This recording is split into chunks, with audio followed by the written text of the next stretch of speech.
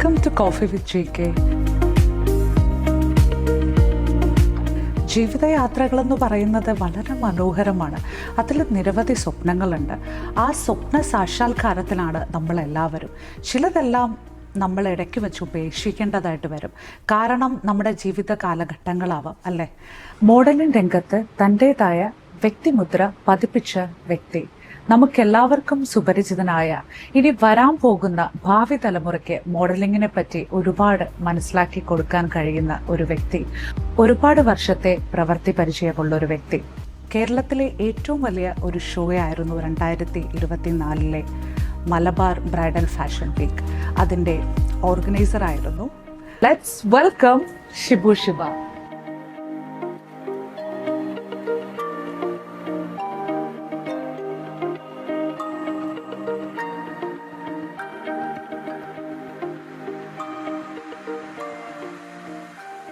ചേട്ടൻ്റെ life journey നമ്മളുമായിട്ടൊന്ന് share ചെയ്യാവോ? അല്ല, ഞാൻ ഒരിക്കലും ഒരു ഫാഷനിലേക്ക് വരണം എന്ന് വിചാരിച്ചിരുന്ന ഒരാളല്ല. ഞാൻ ജനിച്ച് വളർന്നു വന്ന സാഹചര്യവും ഫാഷനും തമ്മിൽ ഒരുപാട് അന്തരമുണ്ട്. ഫാഷൻ എന്ന് പറയുന്നത് ലൈഫിലെ ഏറ്റവും ഭംഗിയുള്ള പോർഷൻസ് മാത്രം കാണുന്ന രീതിയാണ്.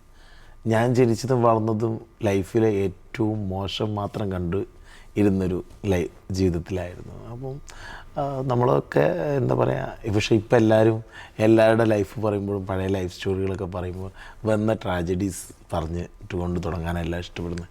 ഞാനൊരിക്കലും അത് പറയാൻ ആഗ്രഹിക്കുന്നില്ല. കാരണം എന്നെ സംബന്ധിച്ചിടത്തോളം ഞാൻ ജനിച്ചത് എങ്ങനെയായിരുന്നു, അല്ലെങ്കിൽ ജനിച്ചത് എവിടെയായിരുന്നു, എത്രത്തോളം മോശം സിറ്റുവേഷനിലായിരുന്നു ജനിച്ചതെന്നല്ല. പക്ഷേ ഇന്ന് വളർന്നു വന്ന് നിൽക്കുന്ന സമയത്ത് അത്യാവശ്യം എല്ലാവർക്കും അറിയുന്ന ഒരാളായി മാറാൻ എന്നെ കൊണ്ട് പറ്റിയിട്ടുണ്ട്. സോ അപ്പം ആ പഴയ കാര്യങ്ങളിലേക്ക് പോകുന്ന ഒരിക്കലും ചിലപ്പോൾ ആ കാര്യങ്ങളൊക്കെ ആയിരിക്കും എന്നെ ലൈഫിൽ മുന്നോട്ട് കൊണ്ടുപോകുന്നത്. എന്നാൽ പോലും ഞാനതൊന്നും അത്ര ഇങ്ങനെ ആഗ്രഹിക്കാറില്ല. ഇടയ്ക്കൊക്കെ ഇരിക്കുമ്പോൾ പറയാറുണ്ട് എന്നല്ലാതെ. ഇപ്പോൾ ഗോകുലേനോടൊക്കെ ഞാൻ നേരിട്ട് പലപ്പോഴും കാണുന്ന സമയത്ത് എൻ്റെ ലൈഫ് സ്റ്റോറി പറഞ്ഞിട്ടുണ്ടാവും. പക്ഷേ ഒരു ഇൻ്റർവ്യൂവിൽ പറയുമ്പോൾ അവരിത് എങ്ങനെയായിരിക്കും മറ്റുള്ള ആളുകൾ എടുക്കുക എന്നുള്ളത് എനിക്കറിയില്ല. ബട്ട് എന്നെ അറിയുന്ന ആളുകൾക്ക് എല്ലാവർക്കും അറിയാം ഞാൻ വളർന്നു വന്ന സിറ്റുവേഷൻ എന്തായിരുന്നു എന്നുള്ളതും ആ വളർന്ന സിറ്റുവേഷനിൽ നിന്നും ഇങ്ങോട്ട് എത്തിയതും ഒക്കെ ഒരുപാട് സാഹചര്യങ്ങളിലൂടെ കടന്നു പോയിട്ടാണ്. ജീവിതത്തിൽ എല്ലാ പ്രതിസന്ധികളെയും തരണം ചെയ്തുകൊണ്ട് തന്നെ വന്നു എന്ന് തന്നെ പറയാം. ജീവിക്കാൻ എല്ലാ കാര്യങ്ങളും ഒരുപാട് പ്രതിസന്ധികളുണ്ടായിരുന്നു. അതൊക്കെ തരണം ചെയ്തിട്ടാണ് നമ്മളിവിടെ എത്തി. സ്റ്റഡീസൊക്കെ എങ്ങനെയായിരുന്നു അപ്പോൾ? ഞാൻ 5ാം ക്ലാസ് വരെ പഠിച്ചത് വയനാട്ടിലായിരുന്നു, അമ്പലവയൽ സ്കൂളിലായിരുന്നു പഠിച്ചത്. പിന്നീട് നാട്ടിലേക്ക് കോഴിക്കോടേക്ക് ഷിഫ്റ്റായി. കോഴിക്കോടേക്ക് ഷിഫ്റ്റ് ആയതിന് ശേഷം പിന്നെ സ്കൂളിങ്ങൊക്കെ ഇവിടെയായിരുന്നു. ഈസ്റ്റ് ഹയർ സെക്കൻഡറി സ്കൂളിലും ചുങ്ക സ്കൂളിലൊക്കെ ആയിട്ടായിരുന്നു. പിന്നീട് മലബാർ ക്രിസ്ത്യൻ കോളേജിലായിരുന്നു ഡിഗ്രി ചെയ്തത്. സോ എൻ്റെ ലൈഫിലൊരു ടേണിംഗ് പോയിൻ്റ് എന്ന് പറയുന്നത് മലബാർ ക്രിസ്ത്യൻ കോളേജായിരുന്നു.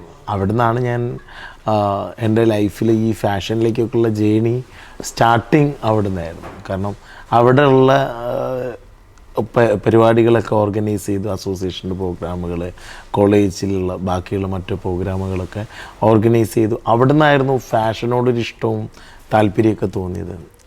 ഇഷ്ടവും താല്പര്യം തോന്നാനുള്ള കാരണം എന്ന് പറയുന്നത്, അന്ന് കോളേജിൽ പഠിക്കുന്ന സമയത്ത് ലൈഫിൽ ഏറ്റവും ഇൻസൾട്ടഡ് ആയതൊക്കെ ഒരു സമയമായിരുന്നത്. കാരണം സാമ്പത്തികം ഇല്ലാത്തടത്തു നിന്ന് വരുന്ന ആൾ, കാണാൻ ഭംഗിയില്ലാത്ത ആൾ, അങ്ങനെയുള്ള ഒരുപാട് ഇൻസൾട്ടിങ് ഫേസ് ചെയ്യേണ്ടി വന്നിട്ടുണ്ട്. അന്ന് കോളേജുകളിലൊക്കെ ഫാഷൻ ഷോയ്ക്ക് ഇറങ്ങും നമ്മളെ കൂടെയുള്ള ആളുകളൊക്കെ. അത് ഏകദേശം ഒരു ഏത് കാലഘട്ടമായിരിക്കും? 2010 ആ സമയത്തേക്ക്, 8, 9 ആ സമയങ്ങളിൽ. അപ്പോഴും ഇവിടെ സജീവമായിരുന്നു എന്നാണ് പറയുന്നത് മോഡലിങ്ങിന്? അല്ല, ഞാൻ മോഡലിങ്ങിലൊന്നും സജീവമല്ലായിരുന്നു. അന്ന് മോഡലിങ്ങിനെ പറ്റി ഒരു ഐഡിയയും അറിവും ഒന്നും ഉണ്ടായിരുന്നില്ലാത്ത സമയമാണ്. പക്ഷെ ആ സമയത്ത് ഈ കോളേജുകളിലെ കോളേജിലുള്ള ആളുകളൊക്കെ ഫാഷൻ ഷോയ്ക്ക് ഇറങ്ങുന്ന സമയത്ത് നമ്മളെയൊക്കെ അങ്ങോട്ട് മാറ്റി നിർത്തും. അല്ലെങ്കിൽ നമ്മൾ അവിടേക്ക് പോകുമ്പോൾ നീ ഇതിനൊന്നും പറ്റിയൊരു പ്രൊഡക്റ്റ് അല്ല എന്നുള്ള രീതിയിൽ ഇൻസൾട്ട് ചെയ്ത് മാറ്റി നിർത്തുന്നത്. എന്നാൽ ഡ്രസ്സ് വാങ്ങാനും നമ്മളടുത്ത് പൈസ ഇല്ലാതാകുമ്പോൾ മറ്റുള്ള ആൾക്കാർ ഫാഷനിലേക്ക് ഇറങ്ങാൻ വേണ്ടി നോക്കുമ്പോൾ ആ ഇൻസൾട്ടിങ് ഒക്കെ ആയിരുന്നു പിന്നീട് എന്തെങ്കിലുമൊക്കെ ചെയ്യണം എന്നുള്ളൊരു തോന്നൽ മനസ്സിലേക്ക് വന്നത്.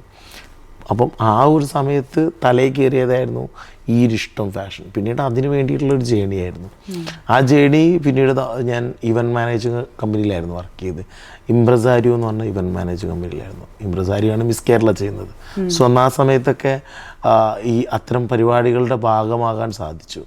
അങ്ങനെ ഭാഗമാകാൻ സാധിച്ചതിനെ കൂടി തന്നെ ഫാഷനിലേക്കുള്ള എൻ്റെ പ്യുവറായിട്ടുള്ള എൻട്രി അത് എന്താ പറയുക, ഫാഷനിലുള്ള എല്ലാവർക്കും അറിയാം എന്തിനായിരുന്നു ഞാൻ വന്നതെന്നും എന്തിനു വേണ്ടിയിട്ടായിരുന്നു ഫാഷനിലേക്ക് തുടങ്ങിയതെന്നൊക്കെ ഉള്ളത്.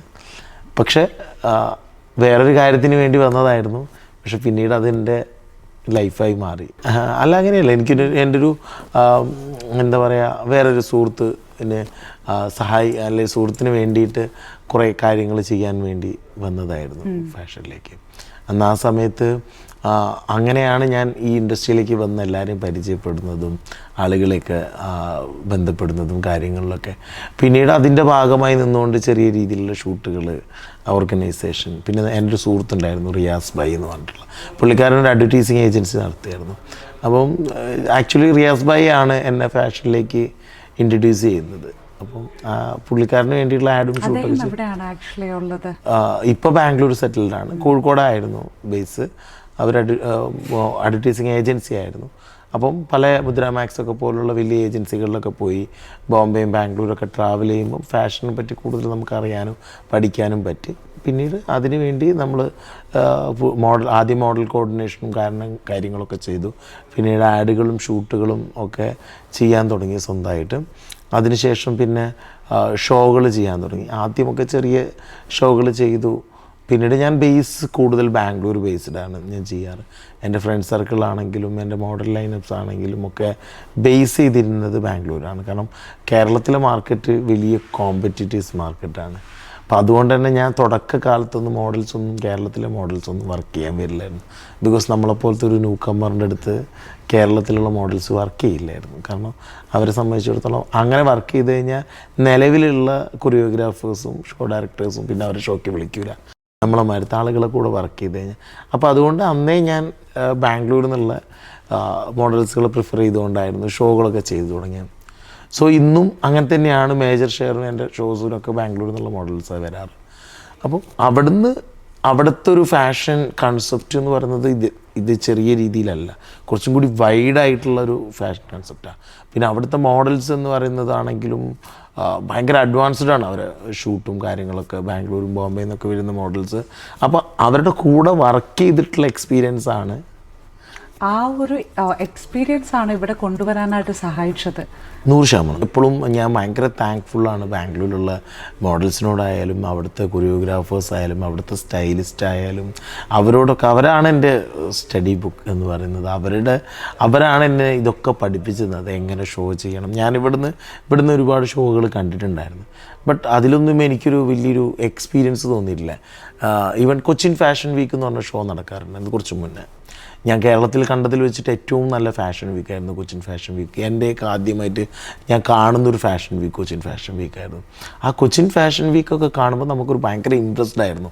അതിൽ വോക്ക് ചെയ്യുന്ന മോഡൽസ് ആയാലും. ഒന്ന് പറയാൻ കഴിയും എന്നായിരുന്നു?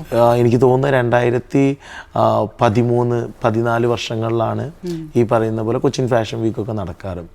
സ്ട്രോം ശർമ്മ എന്ന് പറഞ്ഞിട്ടുള്ള ഓർഗനൈസർ. ഇപ്പം അത് കുറച്ചായിട്ട് നടക്കാറില്ല, അദ്ദേഹം മരിച്ചൊക്കെ പോയി.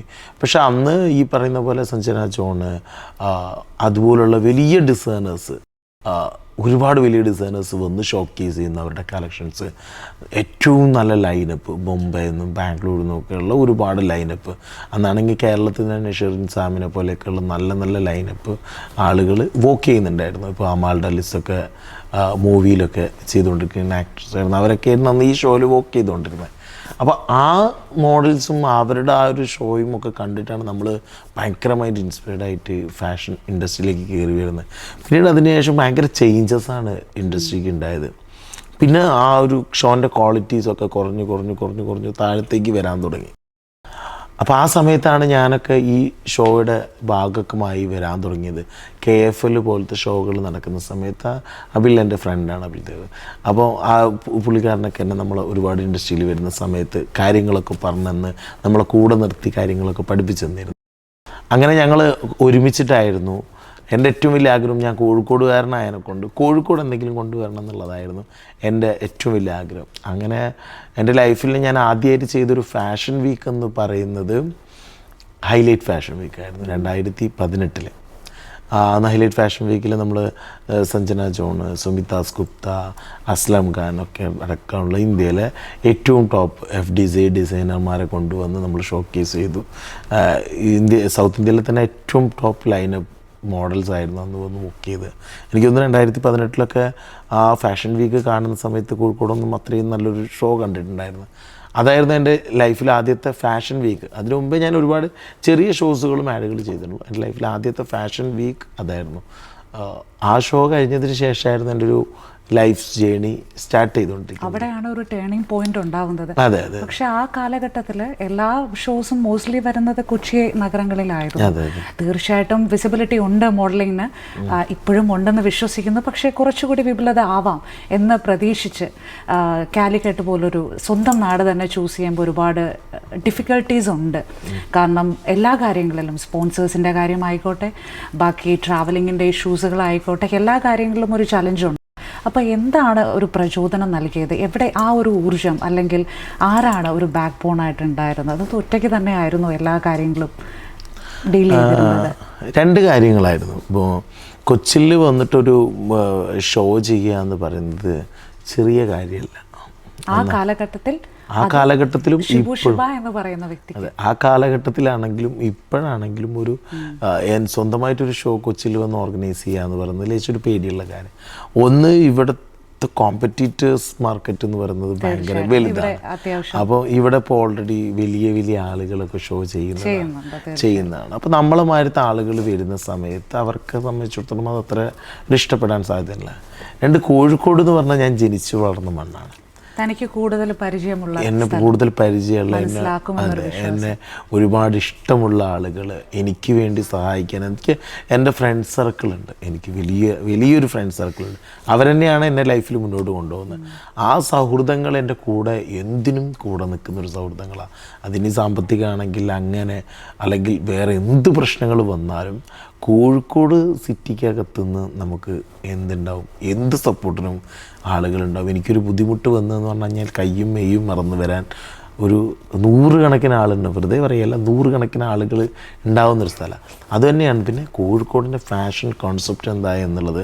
എൻ്റെ last Malabar bridal fashion week എന്ന് പറഞ്ഞ ഷോ, അതായിരുന്നു എൻ്റെ ഏറ്റവും വലിയ ഷോ. അതാണ് മലബാർ ബ്രൈഡൽ ഫാഷൻ വീക്ക്. ആ ഷോയിൽ ഷോക്കേസ് ചെയ്ത മൻകാസൂറത്ത് എന്ന് പറഞ്ഞൊരു കളക്ഷൻ ഉണ്ട്. ആക്ച്വലി ആ ഷോൻ്റെ ഫിറ്റിങ്ങിൻ്റെ സമയത്ത് ഞാൻ മൻകാസൂറത്തിനൊക്കെ എന്നെ ഇങ്ങോട്ട് വിളിച്ചായിരുന്നു ഷോക്കേസ് ചെയ്യണമെന്ന് പറഞ്ഞിട്ട്. മൻകാസൂറത്ത് വന്നു ഷോക്കേസ് ചെയ്യുന്ന സമയത്ത് ബാംഗ്ലൂരിൽ നിന്നും ബോംബെയിൽ നിന്നും വന്നപ്പോൾ അന്ന് ദീപ്തി ഗുജറാൾ എന്ന് പറഞ്ഞൊരു മോഡൽ വന്നിരുന്നു. ഇന്ത്യയിലെ ടോപ്പ് ലൈനപ്പ് മോഡലിൽപ്പെട്ടാണ് ദീപ്തി ഗുജറാൾ. കവിത കിരായത്ത്, സണ്ണി കാംബ്ലെ, അങ്ങനത്തെ മോഡൽസ് ആയിരുന്നു വന്നത്. അവർ തന്നെ ഞെട്ടി ഈ കളക്ഷൻ കണ്ടപ്പോൾ. അതായത് ഒരു വരാൻ പോകുന്ന ഫാഷനെ കുറിച്ചിട്ട്, ഫാഷൻ ഫോർകാസ്റ്റിങ്ങിനെ കുറിച്ചിട്ട് പറയുന്ന രീതിയിലുള്ള ഒരു ഡ്രസ്സുകളായിരുന്നു. അതായത് ഇപ്പോൾ ഒരു മെറ്റ്കാല പോലെയുള്ള വലിയ ഫാഷൻ വീക്കുകളിൽ ഷോക്കേസ് ചെയ്യുന്ന കളക്ഷൻ, ആ കളക്ഷനിലുള്ള ഡ്രസ്സുകൾ നമ്മൾ സ്ഥിരം കണ്ട ബ്രൈഡൽ കളക്ഷനോ അല്ലെങ്കിൽ ചെറിയ കാഷ്വൽ കളക്ഷനോ അല്ല, ഹെവി ഡിഫറെൻ്റ് ആയിട്ടുള്ള ഡ്രൈപ്പിങ്ങും കാര്യങ്ങളൊക്കെ വരുന്ന കളക്ഷനായിരുന്നു. ഒരു റെഡ് കളർ കളക്ഷൻ. സോ ആ കളക്ഷൻ വന്ന് ഷോക്കേസ് ചെയ്തു അവരെ സംബന്ധിച്ചിടത്തോളം. അത് കോഴിക്കോടുള്ള ഒരു ഡിസൈനറാണ്. കോഴിക്കോടുള്ള ഒരു ഡിസൈനറാണ് ഷോക്കേസ് ചെയ്തത്. ഇന്ന് എനിക്ക് തോന്നുന്നു ഇന്ത്യയിലുള്ള ഏത് ടോപ്പ് മോഡൽസിനോടും ഏത് ഡിസൈനേഴ്സിനോട് ചോദിച്ചാലും മലബാർ ബ്രൈഡൽ ഫാഷൻ വീക്ക് എന്ന് പറഞ്ഞ ഷോ പറയുന്ന സമയത്ത് ആദ്യം പറയുന്നത് ആ റെഡ് കളർ ഡ്രസ്സ് ഇട്ട കളക്ഷൻ്റെ ആ ഷോ അല്ലേ എന്ന്. ബിക്കോസ് ആ ഡിസൈനർക്ക് കിട്ടിയൊരു വാല്യൂ എന്ന് പറയുന്നത് ഭയങ്കര വലുതായിരുന്നു. അപ്പോൾ അവിടെ ഒരുപാട് പൊട്ടൻഷ്യലുള്ള ആളുകളുണ്ട്. പിന്നെ രണ്ട് കാര്യങ്ങളായിരുന്നു. അതായത് ഞാൻ 2018 ഹൈലൈറ്റ് ഫാഷൻ വീക്ക് ചെയ്തു. അത് കഴിഞ്ഞതിന് ശേഷം ചെറിയ കുറേ ഷോകൾ, ഹൈലൈറ്റ് ഓണം ഫാഷൻ ഫെസ്റ്റ് ചെയ്തു, ഒരുപാട് ചെറിയ ഷോകളൊക്കെ ചെയ്തു, ആഡുകളും ഷൂട്ടുകളൊക്കെ ചെയ്ത് നടന്നുകൊണ്ടിരിക്കുന്ന സമയത്താണ് എന്ത് സംഭവിച്ചുകൊണ്ടിരിക്കുന്നത്, കോവിഡ് വരുന്നത്. ആ കോവിഡ് കഴിഞ്ഞതിന് ശേഷം ഉള്ള മാർക്കറ്റ് എൻറ്റയർലി ഡിഫറെൻ്റ് ആയിപ്പോയി. കോവിഡ് വരെ നമ്മൾ ഇതേമാതിരി ഒരുപാട് ഷോകൾ നടക്കാറുണ്ടായിരുന്നു. കേരളത്തിലാണെങ്കിലും KFL അടക്കമുള്ള ഒരുപാട് നല്ല വലിയ ഷോകളൊക്കെ ആയിരുന്നു. മനോരമയുടെ M4 മാരി അടക്കമുള്ള ഷോകൾ, അതുപോലുള്ള നല്ല നല്ല ഷോകൾ, ഒരുപാട് ഷോകൾ ചെയ്യാറുണ്ടായിരുന്നു. ഇപ്പോൾ ഇവിടുത്തെ കൊറിയോഗ്രാഫേഴ്സ് ആണെങ്കിലും ഒക്കെ നല്ല ഒരുപാട് ഷോകൾ ചെയ്തുകൊണ്ടിരിക്കുന്ന സമയത്ത് ആഫ്റ്റർ കോവിഡ് മാർക്കറ്റ് വലിയ രീതിയിലേക്ക് ഒരൊറ്റ ഷിഫ്റ്റിംഗ് ആണ്. പിന്നീട് നമ്മൾ കാണുന്നത് കേരളത്തിൽ മാത്രം ഒരു പ്രത്യേക തരം ഫാഷനിലേക്ക് മാറി മോഡലിംഗ് കമ്പനീസ് എന്ന് പറയുന്നൊരു കോൺസെപ്റ്റ് വരാൻ തുടങ്ങി. മോഡലിംഗ് കമ്പനീസ് എല്ലാ ഏരിയകളിലും ഫാഷൻ ഷോസ് നടക്കാൻ തുടങ്ങി. ചെറിയ ചെറിയ ടൗണുകളിലും എല്ലാ ഇടകളിലും ഫാഷൻ ഷോസ് തുടങ്ങാൻ തുടങ്ങി. ഞാനൊക്കെ വരുന്ന സമയത്ത് മോഡൽസ് എന്ന് പറഞ്ഞ് വന്നു കഴിഞ്ഞാൽ നമുക്കതൊരു അവരാ ഒരു വരുത്തും ആറ്റിറ്റ്യൂഡും നൃത്തവും കണ്ടു കഴിഞ്ഞാൽ അത് മോഡലാണെന്ന് പറയും. ബട്ട് ഇന്ന് എല്ലാവരും സ്വയം പരിചയപ്പെടുത്തുന്നത് ഞാൻ മോഡലാണ് എന്ന് പറഞ്ഞുകൊണ്ട് സ്വയം പരിചയപ്പെടുത്തുന്ന ഒരുപാട് ആളുകളെ നമ്മൾ കാണാൻ തുടങ്ങി. അപ്പോൾ ആ ഒരു മോഡൽസ് എന്ന് പറയുന്ന സമയത്ത് ആളുകൾക്ക് എന്താണ് ഫാഷൻ ഷോ, എന്താണ് മോഡൽസ്, ഡിസൈനേഴ്സിനെ സംബന്ധിച്ചിടത്തോളം അങ്ങനെ ഷോ ചെയ്ത് കഴിഞ്ഞാൽ വലിയ കാര്യമൊന്നും കിട്ടാനില്ല. കാരണം മോഡൽസിനെ റെപ്രസെൻ്റ് ചെയ്യാൻ വേണ്ടി മാത്രമാണ് ഷോ നടന്നുകൊണ്ടിരിക്കുന്നത്. അതായത് ഒരു മോഡൽ അങ്ങോട്ടും ഇങ്ങോട്ടും നടക്കുന്ന അവരുടെ ഒരുപാട് സ്റ്റേജിൽ കയറിയിട്ട് ഒരുപാട് ആക്ഷൻസ് കാണിക്കുന്നു. സോ അങ്ങനെ ആക്ഷൻസൊക്കെ അവർ കാണിക്കുന്ന സമയത്ത് അവിടെ അവർ ആരെ റെപ്രസെൻ്റ് ചെയ്യുന്ന മോഡൽസിന് അല്ലേ. ഒരു പേജൻറ്റ് ഷോയിൽ നമ്മൾ ശരിയാണ് ഒരു മോഡലിനെയാണ് റെപ്രസെൻ്റ് ചെയ്യുന്നത്. പക്ഷേ ഒരു ഡിസൈനറുടെ കോസ്റ്റ്യൂം വാങ്ങിയിട്ടിട്ട് മോഡൽസ് പോയിട്ട് അങ്ങനെ ചേഷ്ടകൾ കാണിച്ചു കഴിഞ്ഞാൽ സ്വാഭാവികമായിട്ടും ആക്ഷൻസൊക്കെ കാണിക്കുന്ന സമയത്ത് അവരാരെയാണ് റെപ്രസെൻ്റ് ചെയ്യുന്നത്? അവരെ തന്നെ റെപ്രസെൻ്റ് ചെയ്യുന്നത്. അപ്പോൾ ഡിസൈനറിന് വാല്യൂ ഇല്ല. ആ സമയത്താണ് ഞാൻ എന്ത് ചെയ്യുന്നത്, ഒരു മലബാർ ബ്രൈഡൽ ഫാഷൻ വീക്ക് എന്ന് പറയുന്ന ഷോ ഓർഗനൈസ് ചെയ്യുന്ന എൻ്റെ ഏറ്റവും വലിയ ആഗ്രഹങ്ങളിലൊന്നും അത് കോഴിക്കോട് തന്നെ, പ്രത്യേകിച്ച് മലബാർ മേഖലയിൽ കൂടുതൽ ഡിസൈനർ ഷോകൾ കല്യാണത്തിന് വേണ്ടിയിട്ടാണ് കൂടുതൽ പൈസ സ്പെൻഡ് ചെയ്യുക. സോ ഡ്രസ്സിന് വേണ്ടിയിട്ട്. സോ അതുകൊണ്ട് തന്നെ ആ മാർക്കറ്റിൽ ഏറ്റവും നല്ലത് ബ്രൈഡൽ പോലുള്ള ഷോ ആണെന്ന് മനസ്സിലാക്കി ഞാൻ എന്ത് ചെയ്തു, Malabar bridal fashion week show ചെയ്തു. എനിക്ക് തോന്നുന്നു 2020 ഫസ്റ്റ് ഷോ നടക്കുന്നത്. ഗോകുലന്ന് ബുക്ക് ചെയ്തിട്ടുണ്ട്. അതെ, 2018 അല്ല 20 കോവിഡിന് ശേഷം. കോവിഡിന് ശേഷമുള്ളത് 2018 highlight fashion week, highlight Onam fashion week. അതെ. അപ്പം അത് നമ്മളെ ശ്രീധർ സാറ് വന്ന സമയത്ത് മരിച്ചുപോയി, എന്നാലും ശ്രീധർ സാറ് വന്നത് അതൊക്കെ എൻ്റെ ഏറ്റവും വലിയ സന്തോഷമുള്ള കാര്യം കേട്ടോ. ശ്രീധർ സാറിനെ പോലുള്ള ഒരാൾ കേരളത്തിൽ കൊണ്ടുവന്ന് ഷോക്കേസ് ചെയ്യാൻ പറ്റി. അങ്ങനെയാണ് ഞാൻ മലബാർ ബ്രൈഡൽ ഫാഷൻ വീക്കുന്നത്. അതിൽ കരുൺ ഡ്രാമായിരുന്നു കൊറിയോഗ്രാഫർ, ഫഹീമും ഉണ്ടായിരുന്നു. അന്ന് ജാക്കിയും പ്രിയങ്കയും അടക്കമുള്ള ഇന്ത്യയിലെ തന്നെ ഏറ്റവും ടോപ്പ് മോഡൽസൊക്കെ വന്ന് ഷോക്കേസ് ചെയ്തു. അന്ന് ഈ കേരളത്തിലുള്ള എല്ലാ ഫാഷൻ ഓർഗനൈസേഴ്സും കൊറിയോഗ്രാഫേഴ്സും എന്നെ പേഴ്സണലി മെസ്സേജ് അയച്ചു. ഇപ്പം ഡാലു അടക്കമുള്ള, ജൂഡടക്കമുള്ള, ശ്യാം അടക്കമുള്ള എല്ലാവരും എന്നെ പേഴ്സണലി മെസ്സേജ് അയച്ച് എൻകറേജ് ചെയ്തു. ഷിബു നന്നായി ചെയ്തു, നല്ല ലൈനപ്പായിരുന്നു, നല്ല മോഡൽസ് ലൈനപ്പായിരുന്നു. സോ നല്ല ഷോകൾ വരട്ടെ എന്ന്. കാരണം അവരെല്ലാവരും ആഗ്രഹിച്ചുകൊണ്ടിരിക്കുന്ന നല്ല ഷോകൾ മാർക്കറ്റിൽ വരട്ടെ. ഈ മാർക്കറ്റ് ഒന്ന് നന്നായാൽ എല്ലാവർക്കും ജോലി കിട്ടുമല്ലോ, ഒരാൾക്ക് മാത്രമല്ലല്ലോ ജോലി കിട്ടുക. പിന്നെ അത് കഴിഞ്ഞതിന് ശേഷം അന്നൊരു ആവറേജ് സെറ്റപ്പിലായിരുന്നു ചെയ്തത്. പിന്നെ അതിൻ്റെ സീസൺ 2 കഴിഞ്ഞതിന് മുന്നത്തെ വർഷം 2023 ചെയ്തു. അതൊന്നും കൂടി വലിയ ഹ്യൂജ് സെറ്റപ്പിലായിരുന്നു. അപ്പോഴത്തേനും നമ്മളൊരു ഫാഷൻ ഒരു റേഞ്ച് കുറേ കൂടെ വലിയ രീതിയിലേക്ക് മാറാൻ തുടങ്ങി.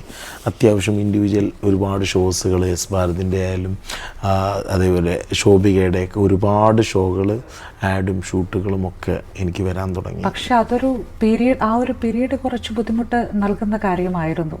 ലോക്ക്ഡൗണിൻ്റെ സമയത്തുള്ള ഒരുപാട് ആളുകളിലേക്ക് ഒരു കൺഫ്യൂഷൻ വരുന്നു. ഒരു ഇൻഡസ്ട്രി ഇമ്പ്രൂവ് ആയി വരുന്നു, അതിൽ ഒരുപാട് സന്തോഷമുള്ളൂ. പക്ഷേ മോഡൽസ് എന്ന് പറയുന്ന ആ ഒരു ഏരിയ മാനിപ്പുലേറ്റ് ചെയ്യപ്പെടുന്നതായി തോന്നിയിട്ടുണ്ടോ? അത്തരം ഒരു ഇൻഡസ്ട്രിയിലെ ആളുകൾക്കിടയിലുള്ള വരവേൽപ്പായിക്കോട്ടെ, കൂടാതെ തന്നെ നമ്മൾക്ക് ലഭിച്ചിരുന്ന ഒരു ഇമേജിൻ്റെ ബുദ്ധിമുട്ടുകളും അന്നുണ്ടായിരുന്നു. കിട്ടുന്ന വർക്കുകളിലും അത് എഫക്റ്റ് ചെയ്തിരുന്നുവോ?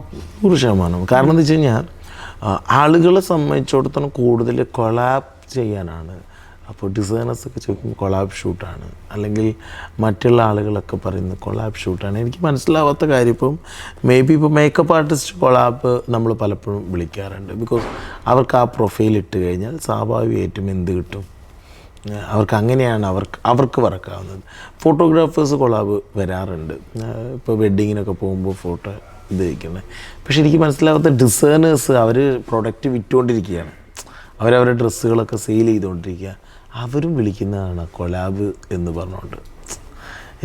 അതിന് കാരണം എന്താ വെച്ച് കഴിഞ്ഞാൽ ഈ പറയുന്ന പോലെ ഒരു പ്രൊഫഷണൽ മോഡൽസ് ഒന്നും അല്ലാത്ത ആളുകൾ, അവർ സ്വന്തം മോഡൽസ് എന്ന് വിളിച്ച് നടക്കുന്ന ആളുകൾ പോയി ഫ്രീ ആയിട്ട് ഇങ്ങനത്തെ കാര്യങ്ങൾ ചെയ്തു കൊടുക്കുന്ന സമയത്ത് അതോടുകൂടി ഈ പറയുന്ന നല്ല ഷൂട്ടുകളൊന്നും നടക്കാതെ നല്ല നല്ല അത്യാവശ്യം നന്നായി ചെയ്തുകൊണ്ടിരിക്കുന്ന മോഡൽസിനൊക്കെ വർക്കില്ലാത്തൊരവസ്ഥയിലെത്തി. ബിക്കോസ് അവർക്ക് പേയ്മെൻറ്റ് കൊടുത്ത് വിളിക്കുന്നതിനെക്കാട്ടും നല്ലത് നമുക്ക് എന്ത് ചെയ്യുന്നതെന്ന് പറഞ്ഞാൽ, ഇപ്പോൾ ഇവിടെയൊക്കെ ആദ്യം ഡിസൈനേഴ്സൊക്കെ വലിയ രീതിയിൽ സ്പെൻഡ് ചെയ്തുകൊണ്ടായിരുന്നു ഷോസിന് ഷോക്കേസ് ചെയ്തുകൊണ്ട്. ഞാനൊക്കെ എൻ്റെ ഷോകളിൽ വളരെ ചെറിയ തുകയ്ക്കായിരുന്നു സ്ലോട്ടുകൾ കൊടുത്തത്.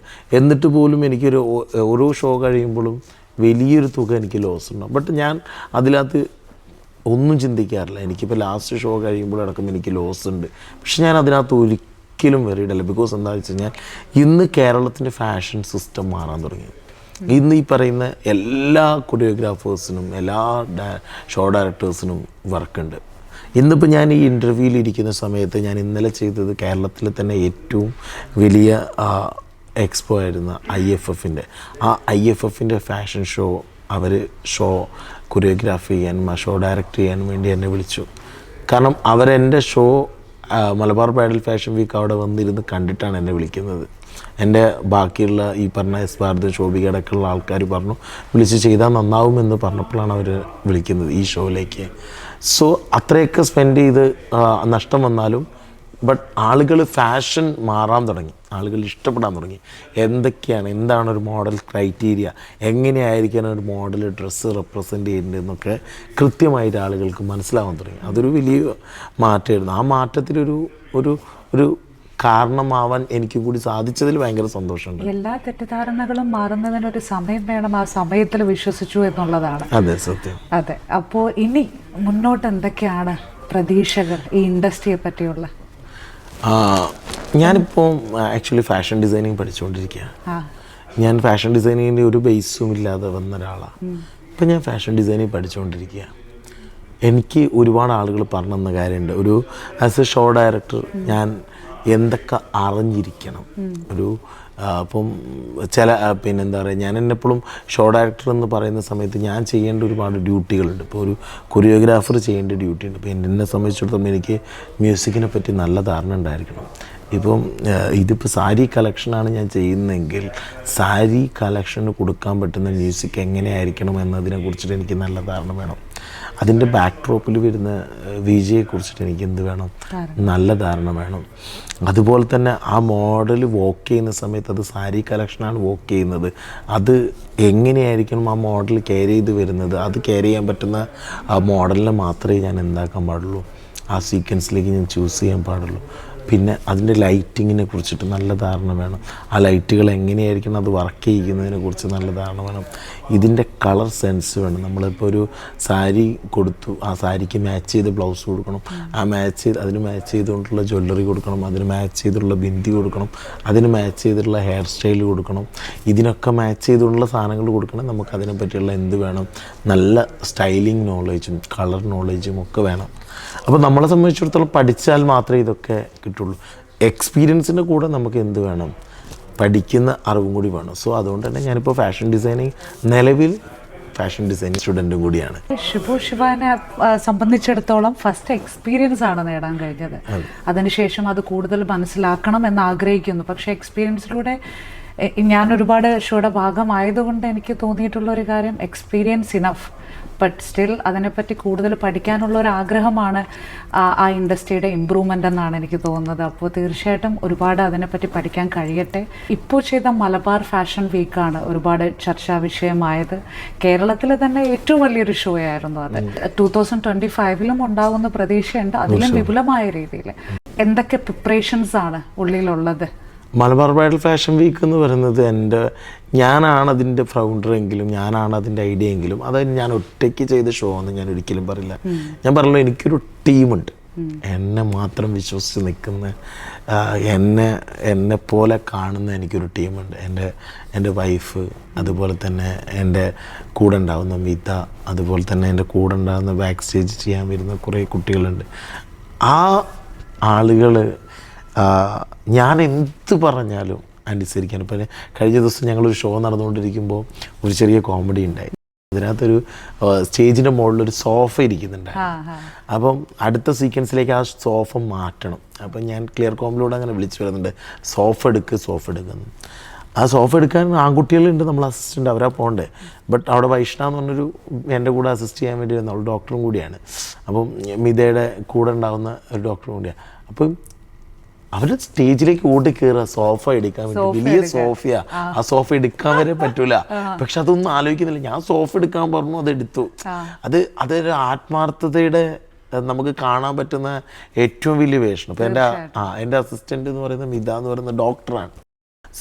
അവരെ സംബന്ധിച്ചിടത്തോളം ഡോക്ടറാണെങ്കിലും ഞാനിനി എന്ത് ചീത്ത പറഞ്ഞാലും എന്ത് കാര്യം പറഞ്ഞാലും അവർക്കൊക്കെ എന്നെക്കാൾ ബാക്കപ്പും കാര്യങ്ങളൊക്കെ ഉള്ള ആളുകളാണ്. ബട്ട് നമ്മളെ കൂടെ വർക്ക് ചെയ്യാന്ന് പറഞ്ഞാൽ ഒടുക്കത്തെ ഇഷ്ടം. എൻ്റെ വൈഫ് ടീച്ചറാണ് സ്കൂളിലെ. ബട്ട് അവരെയൊക്കെ സംബന്ധിച്ചിടത്തോളം നമ്മളെ കൂടെ ഇതിൻ്റെ ഒരു പാർട്ടായി നിൽക്കുക എന്ന് പറഞ്ഞാൽ ടീച്ചർ അതിനെക്കൊണ്ട് എനിക്ക് വേറൊരു ഉപകാരം കൂടി ഉണ്ട്. എന്താ വെച്ച് കഴിഞ്ഞാൽ ഈ കുട്ടികളുടെ ഷോസും കാര്യങ്ങളും വരുമ്പോൾ ഞാൻ അവിടെ ഏൽപ്പിക്കും. നന്നായി മാനേജ് ചെയ്യാൻ പറ്റും, കാരണം സ്കൂൾ ടീച്ചർ അതിനെക്കൊണ്ട്. അപ്പോൾ അങ്ങനെയൊക്കെ ഈ ആളുകളൊക്കെ കൂടിയതാണ് ഈ പറയുന്ന ഷിബു ശിവ എന്ന് നിങ്ങളിപ്പോൾ ഈ ഇൻ്റർവ്യൂ ചെയ്യുന്നതായാലും ഈ പറയുന്ന ആളുകളിലേക്കൊക്കെ എത്തിയത് ഈ ഒരു ആളുകൾ. ഈ ബാക്ക് ബോൺ ഇല്ലെങ്കിൽ ഞാൻ സീറോ ആണ്. അതാണ് സപ്പോർട്ടാണ് നമ്മളിവിടെ എത്തിച്ചത്. ഞാൻ എപ്പോഴും പറയും, എനിക്ക് എൻ്റെ ഏറ്റവും വലിയ സന്തോഷം എന്ന് പറയുന്നത് എൻ്റെ ടീമാണ്. കൃത്യമായി നമുക്ക് നമ്മളെ മനസ്സിലാക്കുന്ന ഇതിൻ്റെ ടൈമിങ് ഇപ്പോൾ പറഞ്ഞതുപോലെ തന്നെ അവർ ആ ടൈമിൽ അതെടുത്ത് മാറ്റുന്നത് കൂടെ നിൽക്കുമ്പോൾ ആ ടൈമിങ് മനസ്സിലാക്കിയതുകൊണ്ടാണ്. ഷോ എന്ന് പറയുമ്പോൾ അതിനൊരു കൃത്യസമയമുണ്ട്. ഈ സമയത്ത് ലൈനപ്പ് ഉണ്ടായിരിക്കണം, ഈ സമയത്ത് കയറണം. അത് ഈ ഒരു കേരളത്തിലുള്ള ആളുകൾക്ക് ഫാഷൻ ഷോയെ പറ്റി മനസ്സിലാക്കി കൊടുക്കണമെങ്കിൽ തീർച്ചയായിട്ടും നമ്മളത് പാലിക്കണം. നമ്മൾ ആദ്യം കാണിച്ചു കൊടുക്കണം, എന്നാൽ മാത്രമേ അത് ഫോളോ അപ്പ് ചെയ്യാൻ പറ്റൂ. 9 മണിക്ക് ഷോ തീർക്കുന്നു പറഞ്ഞാൽ 8:45 ആകുമ്പോഴത്തേന് ഷോ തീർത്തിരിക്കും. സോ അവരുടെ ആ ഡെഡിക്കേഷൻ ഇവിടെ നിന്നുണ്ടായതാണ് ശരിക്കും പറഞ്ഞത്. ഒരു പക്ഷെ നമ്മൾ ഫ്രണ്ടിൽ നിൽക്കുന്ന ആൾ പെർഫെക്റ്റ് ആണെങ്കിൽ ബാക്കിയുള്ളവർക്കും നമുക്കത് നോക്കി പഠിക്കാൻ പറ്റത്തുള്ളൂ എന്ന് പറയുന്നത് പോലെ. ഇനി എന്തൊക്കെ മാറ്റങ്ങളാണ് കൊണ്ടുവരേണ്ടത്, അതെല്ലാം ഇവിടെ കൊണ്ടുവരാൻ കഴിയുമോ? അതൊന്ന് പറയുകയാണെങ്കിൽ ഇതിലേക്ക് വരാൻ ആഗ്രഹിക്കുന്നവർക്ക്, അല്ലെങ്കിൽ ഈ ഇൻഡസ്ട്രിയിൽ നിൽക്കുന്ന നമ്മളെ പോലുള്ളവർക്ക് പോലും മനസ്സിലാക്കാൻ സാധിക്കും എന്തൊക്കെ ഇമ്പ്രൂവ്മെൻറ്റുകൾ കേരളത്തിൽ വരണം. മറ്റ് സ്ഥലങ്ങളെ വെച്ച് നോക്കുമ്പോൾ നമ്മുടെ ഇൻഡസ്ട്രി കുറച്ചുകൂടി ഒന്ന് വിപുലമാകാനും മറ്റ് ഇൻഡസ്ട്രികളെ പോലെ തന്നെ ഈ ഇൻഡസ്ട്രിയും നല്ലൊരു സ്ഥാനം കേരളത്തിൽ വരുന്നില്ല. ഒരു ഷോ നടക്കുന്ന സമയത്ത് ആദ്യം മനസ്സിലാക്കേണ്ടതെന്ന് വെച്ച് കഴിഞ്ഞാൽ ആ ഷോയിൽ എന്ത് പ്രൊഡക്റ്റാണോ ഷോക്കേസ് ചെയ്യുന്നത് ആ പ്രൊഡക്റ്റിനാണ് അവിടെ വാല്യൂ കൊടുക്കേണ്ടത്. ഞാൻ ഇന്ന് പറഞ്ഞു മലബാർ ബ്രൈഡൽ ഫാഷൻ വീക്ക് എന്ന് പറയുന്ന ഷോൻ്റെ ബ്രാൻഡ് നെയിം പറയുമ്പോൾ മൻകാ സൂറത്ത് എന്ന് പറയുന്ന ഡിസൈനറുടെ പേര് പറഞ്ഞു. ബിക്കോസ് അത് ഡിസൈനർ ഷോയാണ്. ആ ഡിസൈനേഴ്സിന് എത്രത്തോളം വാല്യൂ കിട്ടുന്നുണ്ടോ അതാണ് ആ ഷോയുടെ മാർക്കറ്റ് എന്ന് പറയുന്നത്. എൻ്റെ ഷോയിലൂടെ ഞാൻ ഇൻട്രൊഡ്യൂസ് ചെയ്തതാണ് മൻകാ സൂറത്തിനെ. എൻ്റെ ഷോയിലൂടെ ഞാൻ ഇൻട്രൊഡ്യൂസ് ചെയ്ത ഗതാനീനെ, അതുപോലെ തന്നെ സിൽക്കിയുടെ തന്നെ ഭാഗമായിട്ടുള്ള സോന ജോഹർ, ഇങ്ങനത്തെ ആളുകളൊക്കെ. ഇത്തരം ഡിസൈനേഴ്സിൻ്റെ കളക്ഷൻസ് കണ്ട ആളുകൾ ഇഷ്ടപ്പെടാൻ തുടങ്ങി. ഡിസൈനേഴ്സിന് വാല്യൂ കൊടുക്കാൻ ആദ്യം നമ്മൾ ശ്രമിക്കുക. ഒരു ഫാഷൻ ഷോയിൽ ഏറ്റവും കൂടുതൽ ഇമ്പോർട്ടൻസ് കൊടുക്കേണ്ട ഒരാൾ എന്ന് പറയുന്നത് ഷോ ഡയറക്ടറല്ല. ഞാൻ ഷോ ഡയറക്ടറാണെങ്കിൽ എനിക്കല്ല ഇമ്പോർട്ടൻറ്റ്. ഞാൻ ഷോ കൊറിയോഗ്രാഫ് ചെയ്യുന്നതാണെങ്കിൽ എനിക്കല്ല. ഇവിടെ ഷോ ഡയറക്ടറുടെ പേരിലാണ് ഷോ അറിയപ്പെടുക, ഷോ കൊറിയോഗ്രാഫറുടെ പേരിലാണ് ഷോ അറിയപ്പെടുക. അതല്ല വേണ്ടത്, ഡിസൈനറുടെ പേരിലാണ്. അതായത് നമ്മളിപ്പം ബീന കണ്ണൻ്റെ ഒരു ഷോ നടക്കുന്നുണ്ട് എന്ന് പറഞ്ഞു കഴിഞ്ഞാൽ ബീന കണ്ണൻ്റെ ഷോയിൽ ഈ ആര് കൊറിയോഗ്രാഫി ചെയ്യാൻ വരുന്നു, ഏത് മോഡൽ വോക്ക് ചെയ്യാൻ വരുന്നു എന്ന് പറയലില്ല. ബീന കണ്ണൻ എന്ന് പറയുന്ന ഡിസൈനറുടെ പേരാണ് ആളുകൾ പറയുന്നത്. ബിക്കോസ് ഡിസൈനറിനാണ് ആ നെയിം വേണ്ടത്. പക്ഷെ കേരളത്തിൽ ഞാൻ കണ്ടിട്ടുള്ള കാര്യം എന്താണെന്നറിയോ, ആർക്ക് വേണ്ടി ഷോ ചെയ്യുകയാണെങ്കിലും ഷോ ഡയറക്ടറുടെ പേരും ഷോ കൊറിയോഗ്രാഫറുടെ പേരും മോഡൽസിൻ്റെ പേരുമൊക്കെയാണ് ഭയങ്കര വലുതാക്കിയിട്ട് എന്ത് ചെയ്യുക. അവിടെ അതല്ല നമുക്ക് പ്രൊമോട്ട് ചെയ്യേണ്ടത്. നമുക്ക് പ്രൊമോട്ട് ചെയ്യേണ്ടത് പണം സ്പെൻഡ് ചെയ്ത് ഡ്രസ്സ് മേക്ക് ചെയ്ത് ഷോക്കേസ് ചെയ്യാൻ വരുന്ന ഡിസൈനർക്ക് വാല്യൂ കൊടുക്കുക. അത് എല്ലാവരും മനസ്സിലാക്കുക. മോഡൽസ് മനസ്സിലാക്കേണ്ട കാര്യം ഒരു ഡിസൈനർ ഒരു ക്ലോത്ത് കൊടുത്തു കഴിഞ്ഞാൽ എനിക്ക് ആ ഡ്രസ്സ് ഇഷ്ടപ്പെട്ടിട്ടില്ല, എനിക്ക് വേറെ ഡ്രസ്സ് വേണമെന്ന് ഒരു മോഡൽ ഒരിക്കലും പറയാൻ പാടില്ല. അവർക്കത് കംഫർട്ടബിൾ അല്ലെങ്കിൽ അവരത് പറയുക, ഈ ഡ്രസ്സ് ഇങ്ങനൊരു പ്രശ്നമുണ്ട് അതുകൊണ്ട് കംഫർട്ടബിൾ അല്ല. അതിനാണ് സ്റ്റിച്ചിങ് എന്ന് പറയുന്നത്. അതിൻ്റെ ആൾട്രേഷൻ വർക്കും കാര്യങ്ങളും നമുക്ക് ചെയ്തു തരും. അതല്ലാതെ നമ്മളെ ഇഷ്ടത്തിന് ഡ്രസ്സ് എടുക്കാൻ നമുക്ക് ഒരിക്കലും പറ്റില്ല. അപ്പോൾ അവിടെയും മോഡൽസ് മനസ്സിലാക്കേണ്ട ഒരു കാര്യം എന്താ വെച്ചാൽ നിങ്ങൾ റെപ്രസെൻ്റ് ചെയ്യുന്നത് ഈ ഡിസൈനർക്ക് വേണ്ടിയിട്ടാണ്. അപ്പോൾ അവർ തരുന്ന കോസ്റ്റ്യൂമാണ് നിങ്ങൾ ഇട്ട് വോക്ക് ചെയ്യേണ്ടത്. പിന്നെ നടക്കേണ്ടത് എങ്ങനെയാണെന്നുള്ളത് നിങ്ങൾ കൃത്യമായിട്ട് എന്ത് ചെയ്യണം, പഠിച്ചെടുക്കണം. അപ്പോൾ ഞാൻ പറഞ്ഞപ്പോൾ ഞാൻ കണ്ടതിൽ വെച്ച് കേരളത്തിൽ നന്നായി ഗ്രൂം ചെയ്യുന്ന ആളാണ് ഡാലു നന്നായി ആളുകൾ ഗ്രൂം ചെയ്തെടുക്കും. അദ്ദേഹത്തോട് എനിക്ക് ഒരുപാട് ഇഷ്ടവും ബഹുമാനവും റെസ്പെക്റ്റുള്ള ഒരു വ്യക്തിയാണ്. കാരണം അദ്ദേഹം വളരെ പ്രൊഫഷണലായിട്ടാണ് മോഡൽസിനെയൊക്കെ ഗ്രൂം ചെയ്തെടുക്കാറാണ്. ബാക്കിയുള്ള ആളുകളാണെങ്കിലും ജൂഡാണെങ്കിലും ബാക്കിയുള്ള പിന്നെ ബാക്കിയുള്ള 1-2 ആളുകളാണെങ്കിലും നന്നായി ഗ്രൂം ചെയ്യിക്കാറുണ്ട്. പക്ഷേ ഇന്ന് ഗ്രൂമേഴ്സ് എന്നൊക്കെ പറഞ്ഞിട്ട് യൂട്യൂബിലും ഈ ഇൻസ്റ്റാഗ്രാമിലൊക്കെ 100 ആളുകളെ കാണാം നമുക്ക്. അവർക്കൊന്നും അവരാദ്യം നിങ്ങൾ നോക്കേണ്ടത് എന്താ വെച്ച് കഴിഞ്ഞാൽ ഈ ഗ്രൂം ചെയ്യുന്ന ആൾ ജീവിതത്തിൽ ഇന്ന് വരെയെങ്കിലും ഒരു നല്ല ഫാഷൻ ഷോ, നിങ്ങൾ പറയുന്ന കുറേ ഫോട്ടോസ് കണ്ട് നോക്കരുത്, ആ ഷോയുടെ വാല്യൂ എന്താ നോക്കുക. ഒരു പ്രൊഫഷണൽ മോഡലായിട്ട് സപ്പോസ് ഒരു മോഡലാണ് ഗ്രൂം ചെയ്യിക്കുന്നതെങ്കിൽ അവരെ ഏതൊക്കെ ഡിസൈനർക്ക് വേണ്ടി വർക്ക് ചെയ്തിട്ടുണ്ടോ, അവർ ഇന്ത്യയിൽ എത്ര വലിയ ഫാഷൻ വീക്കുകളിൽ വർക്ക് ചെയ്തിട്ടുണ്ടെന്നുള്ളത് നിങ്ങൾ നോക്കണം. അതല്ലാത്തൊരാളാണ് ചെയ്തിട്ടില്ലെങ്കിൽ അയാൾ എന്തൊക്കെയാണ് ചെയ്തിട്ടുള്ളത് നോക്കണം. അയാളുടെ കൂടെ വർക്ക് ചെയ്തിട്ടുള്ള മോഡൽസ് ആരാണെന്ന് നോക്കണം മിനിമം. ഇപ്പോൾ ബേബിയൊക്കെ പറയുന്ന സമയത്ത്, ഡാലിനൊക്കെ പറയുന്ന സമയത്ത് 10-20 വർഷമായി ഈ ഫീൽഡിലുള്ള ആയിരക്കണക്കിന് ആളുകൾക്ക് ഗ്രൂം ചെയ്ത് എക്സ്പീരിയൻസ് ഉള്ള ആളാണ്. ജൂഡാണെങ്കിലും അതുപോലുള്ള എക്സ്പീരിയൻസ് ഉള്ള ആളാണ്. ഇത്തരം ആളുകൾക്കൊക്കെ ഗ്രൂമിങ് അറിയാം. ഇവരൊക്കെ ഇന്ത്യയിലെ തന്നെ ടോപ്പ് മോഡൽസിൻ്റെ കൂടെ, ഇപ്പോൾ ഷാമു ഇവരൊക്കെ ഇന്ത്യയിലെ ടോപ്പ് മോഡൽസിൻ്റെ കൂടെ വർക്ക് ചെയ്ത ആളുകളാണ്. അവർക്കറിയാം ഒരു മോഡൽ എങ്ങനെയാണ് വർക്ക് ചെയ്യേണ്ടത്, ഒരു മോഡൽ എങ്ങനെ പോസ് ചെയ്യണം, അവരെങ്ങനെയാണ് ഡ്രസ്സ് ചെയ്യേണ്ടതെന്നുള്ള എല്ലാ ഐഡിയ അവർക്കുണ്ട്. ബട്ട് ഈ പറയുന്ന പുതിയ ആളുകൾക്ക് ഇതൊന്നും ഒരു പരിചയം ഉണ്ടാവില്ല. യൂട്യൂബിലൊക്കെ എന്തെങ്കിലുമൊക്കെ കണ്ട് അതേമാതിരി കുറേ വടിയും തലയിൽ ബുക്കൊക്കെ വെച്ചിട്ട് അങ്ങോട്ടും ഇങ്ങോട്ടും നടത്തിക്കുന്നതൊക്കെ കാണാം. വളരെ കോമഡി ആയിട്ട് മാത്രമേ നമുക്ക് തോന്നുള്ളൂ. ഈ കുട്ടികൾ നമ്മുടെ അടുത്ത് വന്ന് ഷോ ചെയ്യാൻ വേണ്ടി വരുന്ന സമയത്ത് അവർ നടക്കുന്ന കാണുമ്പോൾ ഒരു കുഴപ്പമില്ല. നമ്മൾ ആ കുട്ടികളെ അങ്ങോട്ട് വിടുമ്പോൾ അവർ മറ്റുള്ള ആൾക്കാരുടെ മുന്നിൽ പരിഹാസരാവുക. നമ്മളിപ്പോൾ ബാംഗ്ലൂരിൽ നിന്നൊക്കെ ഒരു പ്രൊഫഷണൽ മോഡൽസിനെ കൊണ്ടുവന്ന് വോക്ക് ചെയ്യിക്കുമ്പോൾ അവരുടെ കൂടെ തന്നെ 2 പേരായിട്ട് വോക്ക് ചെയ്യുന്ന സമയത്ത് ഇത് രണ്ടും ഡിഫറെൻ്റ് ആയിട്ട് കാണുന്ന സമയത്ത് പുറമേ നിൽക്കുന്ന എൻ്റെ അസിസ്റ്റൻ്റായിട്ട് എനിക്ക് സാധാ കാര്യങ്ങൾ ചെയ്തു തരുന്ന പയ്യന്മാരേക്ക് അയ്യേ ആ കുട്ടി എന്താ അങ്ങനെ നടക്കുന്നത് നിൽക്കും. ബിക്കോസ് അവർ കാണുന്നുണ്ട് പ്രൊഫഷണൽ മോഡൽസ് എങ്ങനെയാണ് വോക്ക് ചെയ്യുന്നതെന്നുള്ളത്. മറ്റേ കുട്ടി ഇങ്ങനെ നടക്കുന്ന സമയം എന്താ ആ കുട്ടി എങ്ങനെ നടക്കുന്നത്. എന്നാലും ഒരു കിഡ്സിൻ്റെ ഷോ ചെയ്ത സമയത്ത് എനിക്ക് ഭയങ്കര ഒരു അതിശയം തോന്നാം. ഒരു കുട്ടി ഇങ്ങനെ നടന്ന് പോയിട്ട് ഈ സ്റ്റേജിൽ പോയിട്ട് എന്തൊക്കെയോ കാണിച്ചു കൂട്ടുന്നുണ്ട് ആ കുട്ടി. ഒരു കുട്ടിയൊക്കെ ഒരു ക്യൂട്ട്നെസ് ഉണ്ട്. ആ ക്യൂട്ട്നെസ് മറന്നുകൊണ്ട് വലിയ ആളുകളൊക്കെ ചെയ്യുന്ന പോലെ എന്തൊക്കെയോ ചെയ്ത് കിട്ടുക. എന്ത് വൾഗറായിരുന്നു എന്ന് പറയുക, എന്ത് പോറായിരുന്നു എന്ന് പറയുക. ഇതൊക്കെ ആളുകൾ പഠിപ്പിച്ചു കൊടുക്കുന്ന ഇതുപോലെയുള്ള ആളുകൾ നിങ്ങൾക്ക് അറ്റൻഷൻ കിട്ടാൻ വേണ്ടി എന്തെങ്കിലുമൊക്കെ കാണിക്കാൻ വേണ്ടി പറഞ്ഞു കൊടുക്കും. അതെല്ലാം ഭയങ്കര ബോറാണ്. ഇതിനൊക്കെയാണ് ശ്രമിച്ചുകൊണ്ടിരിക്കുന്നത്. ഈ മലബാർ ബ്രൈഡൽ ഫാഷൻ വീക്ക് പോലുള്ള ഷോകൾ വരുമ്പോൾ ഇന്ന് പല ഇത്തരം കമ്പനികളും ഇത്രയും സ്ഥലങ്ങളിൽ പോയ മോഡൽസ് എൻ്റെ അടുത്ത് നേരിട്ട് വരുമ്പോഴും എൻ്റെ കൂടെയുള്ള ആൾക്കാരെ വിളിക്കുന്നത് എന്തുകൊണ്ടാണെന്ന് വെച്ചാൽ അവർ റിയൽ ഫാഷൻ കാണാൻ തുടങ്ങി, റിയൽ ഷോസ് കാണാൻ തുടങ്ങി. അത്തരം ഷോകൾ കാണുമ്പോൾ, അത്തരം മോഡൽസിനെ കാണുമ്പോൾ അവർക്ക് മനസ്സിലായി നമ്മൾ ഇങ്ങനെയാണ് ചെയ്യേണ്ടത്, നമ്മൾ ഇതാണ് ചെയ്യേണ്ടത് മനസ്സിലാക്കാൻ തുടങ്ങി. സോ അതിൻ്റെ മാറ്റം എന്ന് പറയുന്നത് ഇവിടെയുള്ള ഫാഷൻ ഇൻഡസ്ട്രിക്ക് കൂടി ഉണ്ടാകുന്നൊരു മാറ്റമായിരിക്കും.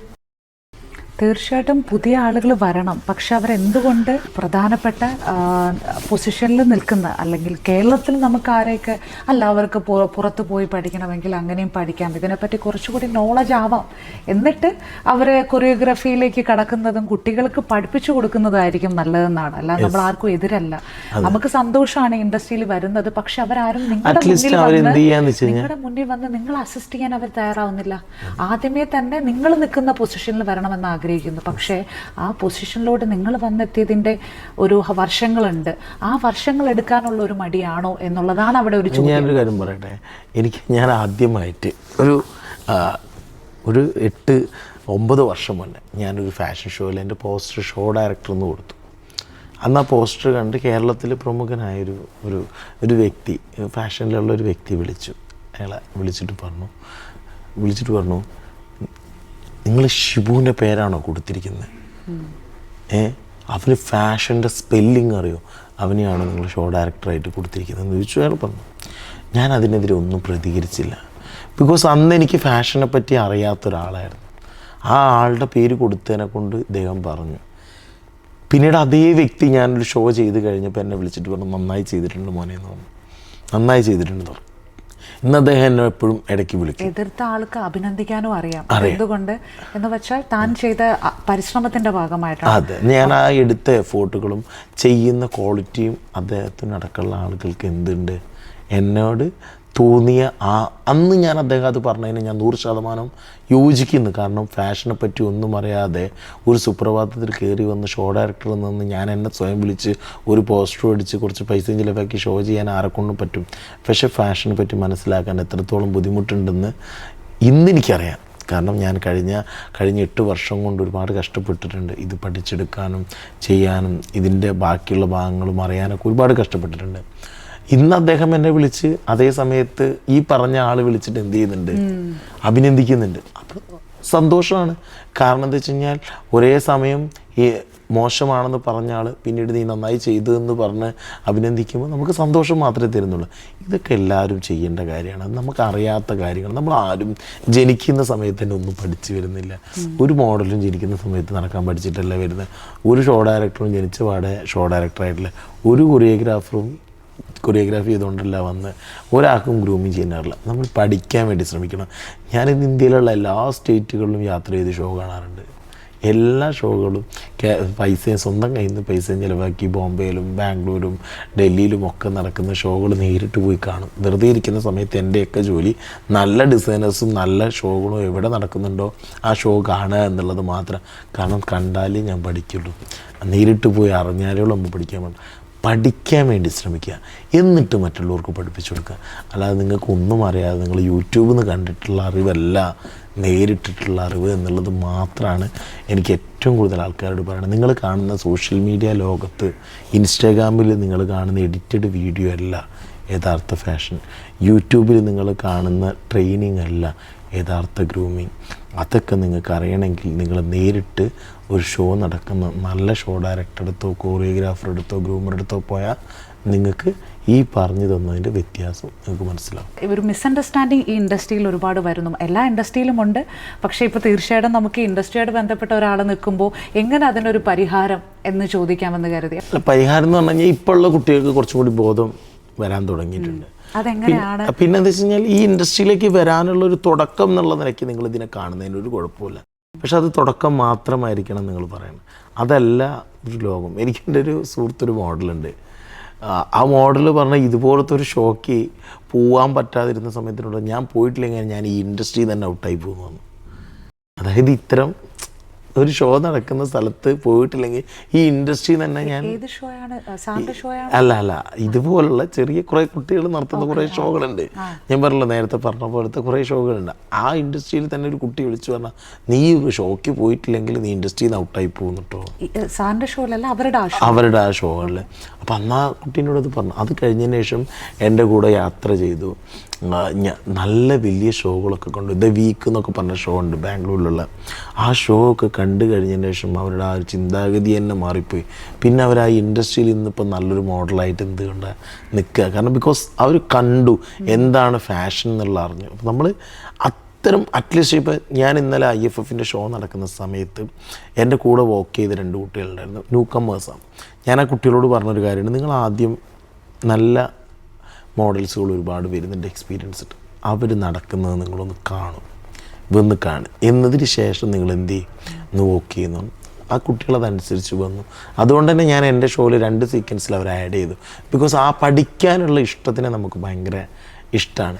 ഇന്നലെ ഞാൻ കൊറിയോഗ്രാഫി ചെയ്യുന്ന സമയത്ത് ഞാൻ ട്രെയിൻ ചെയ്ത 2 മോഡൽസിനെ ഞാൻ വലിയ രീതിയിൽ ഫയർ ചെയ്തു. അതിന് കാരണം എന്താ വെച്ച് കഴിഞ്ഞാൽ എൻ്റെ ഷോയിൽ 10 വർഷമായിട്ട് എക്സ്പീരിയൻസ്ഡ് ആയിട്ടുള്ള മോഡൽസ്, സൗത്ത് ഇന്ത്യയിൽ തന്നെ ഇനി അത്രയും ഷോ ചെയ്യാനില്ലാത്ത മോഡൽസ്, ആ മോഡൽസ് അടക്കം ഞാൻ കൊറിയോഗ്രാഫി ചെയ്യുമ്പോൾ നോട്ട് ചെയ്തുകൊണ്ടിരിക്കുക. ഏത് ചാനലിലാണ് അവർ നടക്കുന്നത്, ഏത് സമയത്താണ് അവർ ട്രെയിൻ ചെയ്യേണ്ടത്, എപ്പോഴാണ് അവരെ എൻട്രി എന്നുള്ളത് അവർ മൊബൈലിലും അതേപോലെ പേപ്പറിലും നോട്ട് ചെയ്തുകൊണ്ടിരിക്കുക. ഈ കുട്ടികൾ നടക്കുക. കാരണം ഇന്നലെ 14 സീക്വൻസാണ് ഒറ്റ ഇതുണ്ടായിരുന്നു. ഏകദേശം 7 സീക്വൻസ് ഉണ്ട് ഒരു മോഡലിന്. ആർക്കും മറന്നു. ഞാനടക്കം എൻ്റെ അസിസ്റ്റൻസിനെ വെച്ച് ബാക്ക് സ്റ്റേജിൽ വെച്ചിട്ട് റൈറ്റപ്പ് ചെയ്ത് വെക്കുന്നതിനാണ്, എഴുതി വെക്കുന്നതിനാണ് നമുക്ക് മറന്നു പോകാതിരിക്കുക. ഈ കുട്ടികൾ എഴുതാതിരുന്നപ്പോൾ ഞാൻ ഇന്നലെ ചീത്ത പറഞ്ഞു. പക്ഷേ ആ ചീത്ത പറഞ്ഞ പോലെ തന്നെ ആ കുട്ടികൾ 2 പേരും ഓൺ റാമ്പിൽ 2 പ്രാവശ്യം തെറ്റിച്ചു. ബിക്കോസ് അവർക്ക് ഓർമ്മയില്ല. കാരണം തലേന്ന് രാത്രി ചെയ്തു പിറ്റേ ദിവസം ഷോ ചെയ്യാൻ വേണ്ടി പോകുമ്പോഴേത്തിനും മറന്നുപോയി. അപ്പോൾ അവർക്ക് ആ പേപ്പർ നോക്കിയാൽ ഏകദേശം ഒരു ഐഡിയ കിട്ടുമല്ലോ. അങ്ങനത്തെ കുറേ മിസ്റ്റേക്കുകളുണ്ട്. ഇതൊക്കെ നമ്മൾ പറഞ്ഞു കൊടുക്കുന്ന സമയത്ത് അത് കേൾക്കുക, ഇത്തരം കാര്യങ്ങൾ മനസ്സിലാക്കി ഇൻഡസ്ട്രിയിൽ നിൽക്കാൻ വേണ്ടി ശ്രമിക്കുക, ഇൻഡസ്ട്രിയെ പറ്റി പഠിക്കുക. ആദ്യം നിങ്ങൾ ഈ സോഷ്യൽ മീഡിയ കാണുന്ന സമയത്ത് ഒരു വീഡിയോ കണ്ടു കഴിഞ്ഞാൽ, ഒരാൾ ഒരു ട്രെയിനിങ് ചെയ്യിപ്പിക്കുന്ന ഒരു വീഡിയോ കണ്ടു കഴിഞ്ഞാൽ ആ ട്രെയിനിങ് ചെയ്യിക്കുന്ന ആൾ എത്ര ഷോകൾ ചെയ്തിട്ടുണ്ട്, അയാളുടെ എക്സ്പീരിയൻസ് എങ്ങനെയാണ്, അയാൾ എങ്ങനെ ഈ ഇൻഡസ്ട്രിയിൽ വന്നു, അയാൾ ആരെ കൂടെ വർക്ക് ചെയ്യുന്നുള്ളൂ എന്നുള്ളത് നിങ്ങൾ നന്നായി സ്റ്റഡി ചെയ്യുക. ഒരു ബന്ധവുമില്ലാത്ത ആളാണെങ്കിൽ ഉറപ്പിച്ചോ അയാൾക്ക് പകുതി അറിവ് പോലും ഉണ്ടാവില്ല. അത്തരം ആൾക്കാരുടെ അടുത്ത് പോയാൽ നിങ്ങൾ ഇൻഡസ്ട്രിയിൽ എന്താവില്ല, എവിടെ എത്തൂല എന്നുള്ളത് നിങ്ങൾ മനസ്സിലാക്കുക. അതല്ല, നിങ്ങൾ അവരുടെ സോഷ്യൽ മീഡിയ ചെക്ക് ചെയ്യുമ്പോൾ മനസ്സിലാവും അവർ വർക്ക് ചെയ്യുന്ന ആളുകളും അവരുടെ ഒരു റേഞ്ചും. ഇതിൽ നിന്ന് നമുക്ക് മനസ്സിലാക്കാൻ സാധിക്കുന്ന ഒരു കാര്യം എന്ന് പറയുന്നത് സോഷ്യൽ മീഡിയ അതിൻ്റെ വഴിക്ക് പൊക്കോട്ടെ, ഇൻഡസ്ട്രി അതൊരു വ്യത്യസ്തമായൊരു തലമാണ്. അപ്പോൾ അതിനെ ബഹുമാനിക്കുക, അതിനെക്കുറിച്ച് മനസ്സിലാക്കുക, മറ്റുള്ള വീഡിയോസ് എന്താണോ അതിൻ്റേതായ സപ്പോർട്ടുകൾ നിങ്ങൾ ചെയ്തോളൂ. പക്ഷെ രണ്ടിനെയും ഇടകലർത്തി ആ ഒരു ഇൻഡസ്ട്രിയുടെ ഒരു വാല്യൂ ഉണ്ട്, ആ വാല്യൂ പോകാതിരിക്കാനായിട്ട് തീർച്ചയായിട്ടും ഈ ഇൻ്റർവ്യൂ കാണുന്ന ഒരുപാട് പേർക്ക് അത് മനസ്സിലാക്കാനായിട്ട് സാധിക്കും. എൻ്റെ ഏറ്റവും വലിയ ആഗ്രഹം ഈ പറയുന്ന പോലെ ഇന്ത്യയിലെ ടോപ്പ് ലൈനപ്പിൽ നിൽക്കുന്ന സെലിബ്രിറ്റി ഡിസൈനേഴ്സിനെ കൊണ്ടുവന്ന് ഏറ്റവും വലിയൊരു show Malabar bridal fashion week എന്ന് പറയുന്ന ഫാഷൻ വീക്ക് ചെയ്യണം എന്നുള്ളതാണ്. ഇപ്പോൾ മനീഷ് മൽഹോത്ര അടക്കമുള്ള ആളുകളെ കൊണ്ടുവന്നുകൊണ്ട് കേരളത്തിലെ ഇന്നിപ്പോൾ അദ്ദേഹത്തിൻ്റെ പൂൾ മോഡൽസിനെ ആണ് ഞാൻ വിളിച്ചത്. ഇപ്പോൾ ദീപ്തി ഗുജറാളും കവിതയായാലും സണ്ണി കാംബ്ലെ ആയാലും ഒക്കെ അവരുടെ പൂൾ ലൈനപ്പാണ്. ഇപ്പോൾ അടുത്ത സീസണിലേക്കും ഞാൻ ഓൾറെഡി ആ പൂളിലുള്ള മോഡൽസിനെ തന്നെയാണ് ഞാൻ അടുത്ത നവംബറിൽ എൻ്റെ മലബാർ ബ്രൈഡൽ ഫാഷൻ വീക്കിൻ്റെ സീസൺ 4 കൊണ്ടുവരാൻ വേണ്ടി പോകുന്നത്. ആ പൂൾ മോഡൽസിൻ്റെ ഒപ്പം തന്നെ അത്തരം ഡിസൈനേഴ്സിനെയും കൂടി കൊണ്ടുവന്ന് അവിടുത്തെ ഡിസൈനേഴ്സിൻ്റെ കൂടെ നമ്മുടെ കേരളത്തിലുള്ള ഡിസൈനേഴ്സിനെയും കൂടി ഒരുമിച്ച് നിർത്തിക്കൊണ്ട് വലിയൊരു ഷോ ചെയ്യണം എന്നുള്ളതാണ് എൻ്റെ ആഗ്രഹം. അതുപോലെ തന്നെ മലബാർ ബ്രൈഡൽ ഫാഷൻ വീക്കിൻ്റെ ഒരു സീസൺ ദുബായിലും ചെയ്യണം എന്നുള്ള ആഗ്രഹിക്കുന്നുണ്ട്. അതിൻ്റെ പ്രൊജക്റ്റ് നടന്നുകൊണ്ടിരിക്കുകയാണ്. ബിക്കോസ് മലബാർ കേരളത്തിൽ എങ്ങനെയാണോ അതുപോലെ തന്നെയാണ് ഇത് GCC കൺട്രീസിലും. നമ്മൾ ഈ പറയുന്ന മലബാർ എന്ന് പറയുന്ന സമയത്ത് വെഡിങ്ങിനാണ് കൂടുതൽ പ്രാധാന്യം. അപ്പോൾ അവിടെയും വെഡിങ് കേരള സ്റ്റൈലിലുള്ള കോസ്റ്റ്യൂം, അതായത് മലബാറുകാർക്ക് ഒരുപാടുള്ള സ്ഥലമാണ് അവിടെ, ഒരുപാട് ഡിസൈനേഴ്സും അവിടെ ഉണ്ട്. സോ അവിടെ മലബാർ ബ്രൈഡൽ ഫാഷൻ വീക്കിൻ്റെ ഒരു സീസൺ ദുബായ് എഡിഷൻ ചെയ്യാൻ വേണ്ടിയുള്ള ഡിസ്കഷനൊക്കെ കഴിഞ്ഞു ഓൾമോസ്റ്റ്. ഞാനിപ്പം നെക്സ്റ്റ് സീസൺ ഞാൻ ഇവിടെ തന്നെയാണ് ചെയ്യുന്നത്, കേരളത്തിൽ തന്നെ ചെയ്യുന്നത്. അതിൻ്റെ അടുത്ത സീസൺ അവിടെ ചെയ്യണമെന്ന് ആഗ്രഹിക്കുന്നത് ഒരു സീസൺ 7 ആകുമ്പോഴേക്കും എനിക്ക് ഏകദേശം തോന്നുന്നത് ഈ പറയുന്ന പോലെ MMO മനീഷ് മൽഹോത്രയോ അല്ലെങ്കിൽ ആ ഒരു കാറ്റഗറിയിൽപ്പെട്ട ആരെങ്കിലും 1-2 ഡിസൈനേഴ്സ് എന്തായാലും ഈ ഷോൻ്റെ ഭാഗമായിരിക്കും എന്നുള്ളത് ഉറപ്പാണ്. ഓൾറെഡി 2-3 ഡിസൈനേഴ്സിനോട് ഞാൻ അടുത്ത സീസൺ 4 തന്നെ സംസാരിച്ചിട്ടുണ്ട്. ബിക്കോസ് അവരെല്ലാവരും ഹാപ്പിയാണ്. ബിക്കോസ് എൻ്റെ പ്രൊഡക്ഷൻ ആണെങ്കിലും നമ്മുടെ മോഡൽ ലൈനപ്പ് ആണെങ്കിലും നമ്മുടെ ഒരു സെറ്റപ്പും കാര്യങ്ങളൊക്കെ അവർക്ക് ഭയങ്കര ഇഷ്ടപ്പെട്ടു. അപ്പം അവരും പറയുന്നുണ്ട് കേരളത്തിൽ നല്ല ഷോകൾ നടന്നാൽ നമുക്കൊക്കെ ഇഷ്ടമുള്ള മാർക്കറ്റാണ് കേരളം എന്ന് പറയുന്നത്. സോ അതുകൊണ്ട് അവർക്കൊക്കെ വരാൻ ഇഷ്ടമുണ്ട്. അപ്പം അതുപോലെ വലിയൊരു ഷോ ചെയ്യണമെന്നും ഫാഷൻ ഇൻഡസ്ട്രിയിൽ പറ്റുന്നിടത്തോളം കാലം നല്ല രീതിയിൽ നിൽക്കണം എന്നുള്ള ഒരാഗ്രഹമുണ്ട്. എന്നാണ് ഇൻഡസ്ട്രി എന്ന് പറയുമ്പോൾ നമ്മുടെ കേരളത്തിലെ കോസ്റ്റ്യൂംസ് തന്നെയാണ് ഹൈലൈറ്റ് ചെയ്യുന്നത്. പക്ഷേ വ്യത്യസ്തമായ ചില കോസ്റ്റ്യൂംസുകളും നമ്മൾ പരിചയപ്പെടുത്തേണ്ടതായിട്ടുണ്ട്, ചില സ്റ്റൈലുകളായിക്കോട്ടെ. അപ്പോൾ എല്ലാ ഡിസ്ട്രിക്റ്റുകളിലും ഈ പറയുന്നത് പോലെ ഫാഷൻ ഇൻഡസ്ട്രി ഉണ്ട്.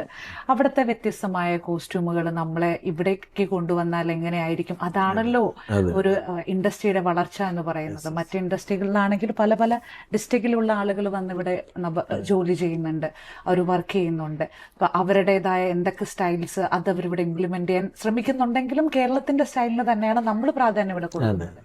അതുപോലെ തന്നെ ഇവിടെ എല്ലാ സ്ഥലത്തുള്ള ആളുകളും വരട്ടെ, നമ്മുടെ കൾച്ചറിലെ കോസ്റ്റ്യൂംസുകളായിക്കോട്ടെ അത് കുറച്ചുകൂടെ ഒന്ന് വിപുലപ്പെടട്ടെ. ഭാവിയിൽ വരാൻ പോകുന്ന മോഡൽസിനായിരുന്നല്ലോ ഓപ്പർച്യൂണിറ്റീസ് കൂടട്ടെ. തീർച്ചയായിട്ടും ഈ ഒരു ഇൻഡസ്ട്രി വലുതാകുമ്പോഴാണല്ലോ ഓപ്പർച്യൂണിറ്റീസ് കൂടുന്നതും വരുന്ന മോഡൽസിനെ അവരെ തന്നെ ഇംപ്രൂവ് ചെയ്യാനും അവർക്ക് കിട്ടുന്ന വേതനങ്ങളിലായിരുന്നാൽ പോലും വലിയൊരു ഗ്രാഫിക് ചേഞ്ചുകൾ ഉണ്ടാവും. അപ്പൊ അതെല്ലാം ഉണ്ടാവണമെങ്കിൽ ഇൻഡസ്ട്രി കുറച്ചുകൂടി വലുതാവേണ്ടതായിട്ടുണ്ട്. അപ്പൊ തീർച്ചയായിട്ടും ആ ഒരു തിങ്കിങ് പ്രോസസ്സുകളെല്ലാം നടക്കട്ടെ. അപ്പോൾ നമുക്ക് കോഫി കുടിച്ചിട്ട് സംസാരിച്ചാലോ? ഓക്കെ.